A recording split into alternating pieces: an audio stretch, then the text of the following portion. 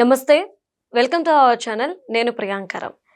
Mega డిఎస్సికి సంబంధించి రీసెంట్గా వైఎస్ఆర్సీపీ వాళ్ళు కొన్ని విధమైన అనుమానాలను వ్యక్తం చేస్తూ తెర మీదకి కొన్ని విచిత్రమైన ప్రశ్నలు తీసుకొచ్చారు. వాటన్నిటికీ క్లారిటీ ఇచ్చే ప్రయత్నం విద్యాశాఖ చేసింది. చాలా క్లియర్గా జగన్మోహన్ రెడ్డి గారు ఏదైతే జీవో ప్రవేశపెట్టారో దాన్ని బేస్ చేసుకొని మేము నియామకాలని చేపట్టాము అని చెప్పి క్లారిటీ ఇచ్చింది. సరే, ఏ స్టెప్ తీసుకున్న డిఎస్సి మీద అది ఫెయిల్ అవుతుంది కాబట్టి వాళ్ళు ఇంకొక స్టెప్ తీసుకున్నారు. ఏంటి అంటే కులాన్ని అంటగడుతున్నారు. ఏవైతే స్పోర్ట్స్ కోటా ఉందో ఈ స్పోర్ట్స్ కోటాలో కమ్మ సామాజిక వర్గానికి చెందిన వారికి 9 జాబ్స్ ఇచ్చారని చెప్పేసి, ఇక్కడ ఉన్నది కమ్మ సామాజిక వర్గానికి చెందిన పార్టీ కాబట్టి వాళ్ళకి న్యాయం చేసుకున్నారు అంటూ ఒక విచిత్రమైన వాదన తెర మీదకి తీసుకొచ్చారు. ఉద్యోగాలకి ఈ కులానికి ప్రభుత్వానికి లింక్ ఏంటి? దీని మీద డిస్కస్ చేద్దాం. మనతో పాటు జనసేన పార్టీ రాష్ట్ర అధికార ప్రతినిధి కూసంపూడి శ్రీనివాస్ గారు ఉన్నారు. ఆయన అడుగుతాం. నమస్కారం సార్.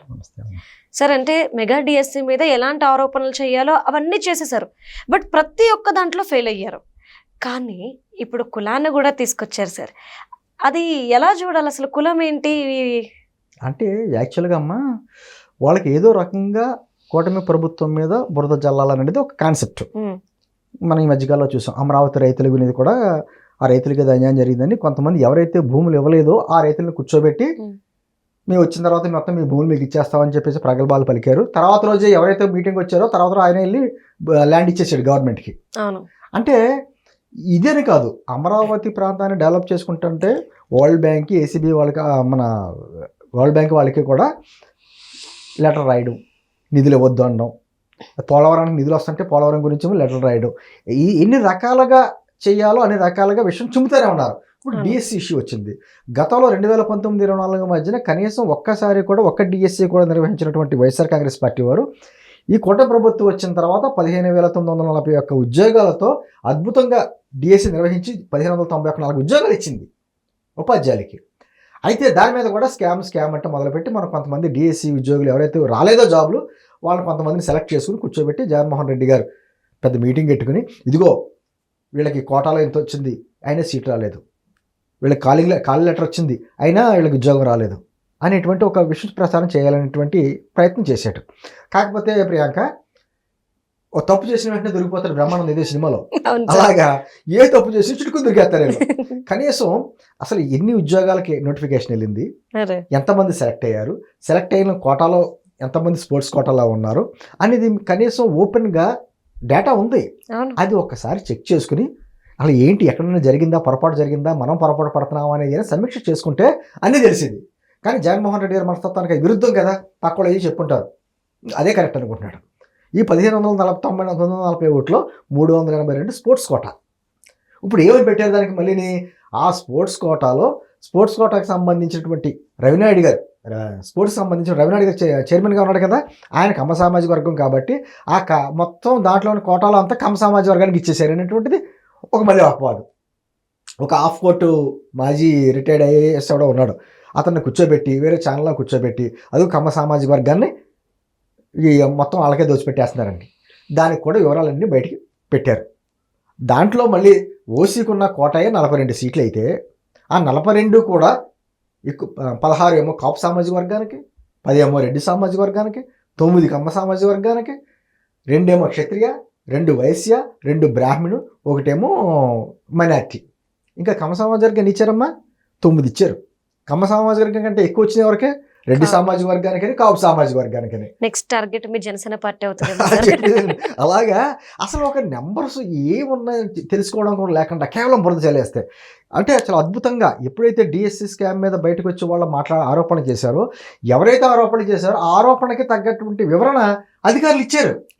ప్రతిదీ 1 by 1 ఎవరికి ఎందుకు రాలేదు, ఏ కోటలు రాలేదు, నా పక్కన కూర్చున్నాడు ఈయన గోల్డ్ మెడలిస్ట్ ఇతనికే కాల్ లెటర్ వచ్చింది కానీ ఉద్యోగం ఇవ్వలేదు అని చెప్పేసి అంటే దానికి కూడా వివరణ ఇచ్చారు. అతను గోల్డ్ మెడలిస్ట్ కాదు, అతను దేనికి పార్టిసిపేట్ చేశాడు అన్నదాన్ని వివరణ కూడా ఇచ్చారు అక్కడ. అంటే కనీసం దాన్ని ఏమంటారో ఆ పీతబుర్రలు అంటాను నేనైతే, ఆ పీతబుర్రలకు అర్థం అవ్వలేదా, లేకపోతే అర్థమయ్యి కూడా బురద చల్లాలని ప్రయత్నం చేశారా?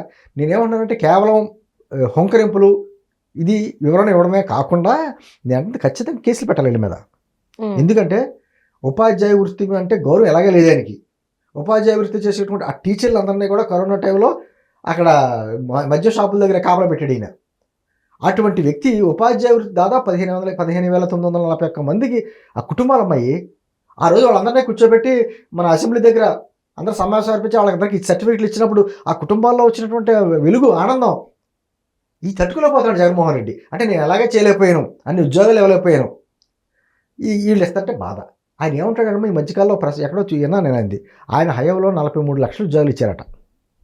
43 లక్షలు, దాంట్లో 6.5 లక్షలు గవర్నమెంట్ జాబ్లు అంట, మిగతా అన్ని ఎంఎస్ఎంఈలకి అయ్యి అని చెప్పేసి ఆయన ఇచ్చిన వాలంటీర్ ఉద్యోగాలు కూడా కల్పించాడు. దీంట్లో వాలంటీర్ కూడా ఉద్యోగులు ఉద్యోగాలు, వాళ్ళకి ఏదో టీఏలు డిఏలు గ్రాడ్యుయేటీలు వస్తున్నట్టు, ఇలాంటి రిటైర్డ్ పెన్షన్లు వస్తున్నట్టు, వాళ్ళ ప్రభుత్వ ఉద్యోగుల సేవకుల అంటే ఏం చెప్పాలో వాళ్ళకి అర్థం కాదు.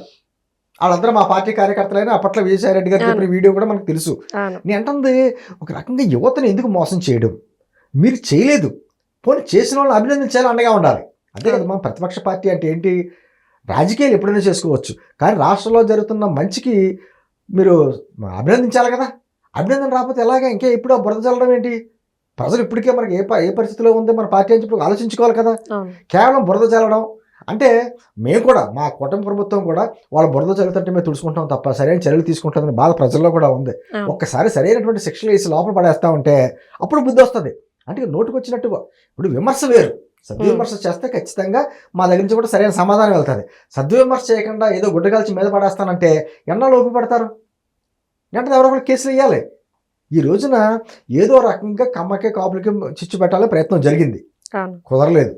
ప్రాంతాల మధ్య చిచ్చు పెట్టాలని కూడా ప్రయత్నం చేశారు, అది కుదరలేదు పాపం. ఇప్పుడు ఏం చేశారంటే కమ్మ సామాజిక వర్గాన్ని మిగతా సామాజిక వర్గాలకే వ్యతిరేకంగా నిలబెట్టాలి. అదే కదా, అమరావతిని ఏమన్నారు, బ్రహ్మరావతి అన్నారు, కమ్మరావతి అన్నారు, రకరకాల నిందలు వేశారు.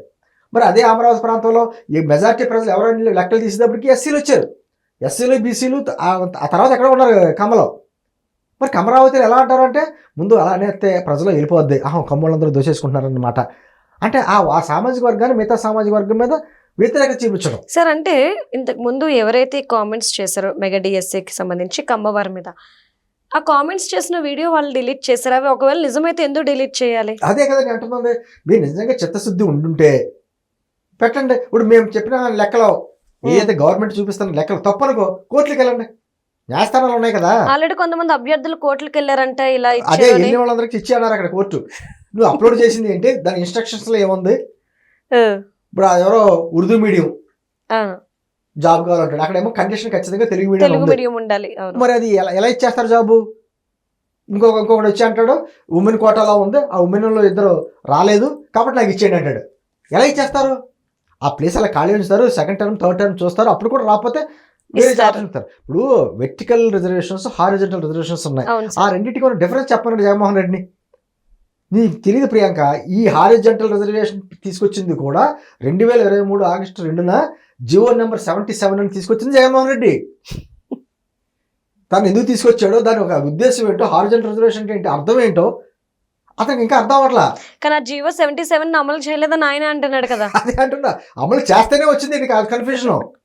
ఇప్పుడు ఎన్ని రకాల కోటాలు ఉంటాయి. నేను అనుకోవడం ప్రియాంక, కూటమి ప్రభుత్వం పెద్దలను కూడా నేను విన్నపించుకుంటున్నాను. ఓకే సార్, అనేక రకాల రిజర్వేషన్ ఇచ్చారు కదా, మానసిక వికలాంగులకు కూడా ఒక రిజర్వేషన్స్ ఒకటి పెట్టండి. దాంట్లో ఆ కోటా పెడితే ఆ కోటాలో వైఎస్ఆర్ కాంగ్రెస్ పార్టీ చెందిన వాళ్ళు ఎటువంటి కాంపిటీషన్ లేకుండా సెలెక్ట్ అయిపోతారు.